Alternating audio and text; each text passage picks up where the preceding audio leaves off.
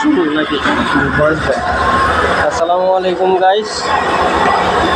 এখন আমরা আপনাদেরকে দেখাবো টেলিং মেশিন যখন জ্যাম বেজে যায় তখন কিভাবে জ্যাম ছুটাইতে হয়, কিভাবে মেশিনটাকে সচল করতে হয়। তার আগে দেখাবো একটা মেশিন যখন জ্যাম বাজে তখন কি হয়।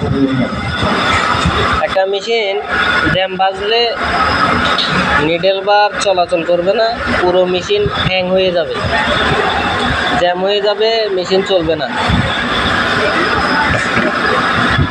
আর এই জ্যাম যখন ছুটাইতে হবে তখন আপনাকে কয়েক জায়গায় দেখতে হবে, চেক করতে হবে জ্যামটা মূলত কোন জায়গায় বেজেছিল।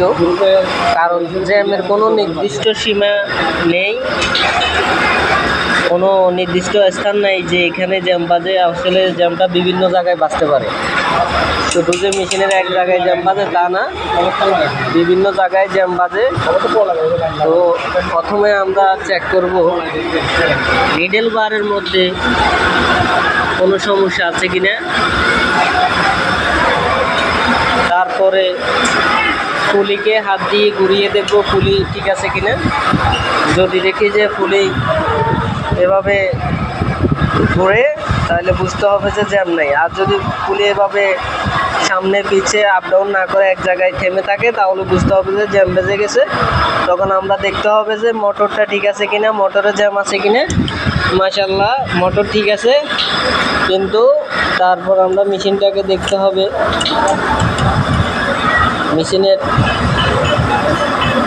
নিচের অংশে কোনো সমস্যা আছে কিনা, এখানে কোথাও জ্যাম বেজেছে কিনা আমরা দেখতে হবে। যেমন রোটারি হুক, এই রোটারি হুকের মধ্যে কোনো জ্যাম আছে কিনা ফিঙ্গারের সাথে, অথবা নাইফের ফাংশনের সাথে কোনো জ্যাম বেজেছে কিনা, নাইফ ফাংশন ঠিক আছে কিনা, নাইফ ক্যাম ঠিক আছে কিনা, এগুলো দেখতে হবে। এর পরবর্তীতে দেখতে হবে পিনিয়াম, এই অংশে আমি দুঃখিত, অন্ধকারের কারণে আপনারা সঠিকভাবে দেখতে কষ্ট হচ্ছে। যাই হোক, এই জায়গায় এই পিনিয়ামের এই জায়গায় চেক দিবেন, এই জায়গায় পিনিয়ামটা ঘুরে কিনা। এরপরে এইখানে পাশে দিয়ে আরেকটা আছে, ওখানেও চেক দিবেন। এখানে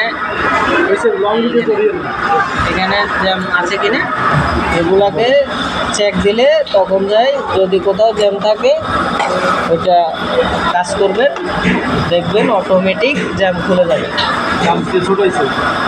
এখন আজকের আমাদের এই মেশিনের জ্যাম ছুটাইছে আমাদের নয়ন ভাইয়ের অভিজ্ঞতার কারণে আজকে মেশিনটা সচল হয়েছে।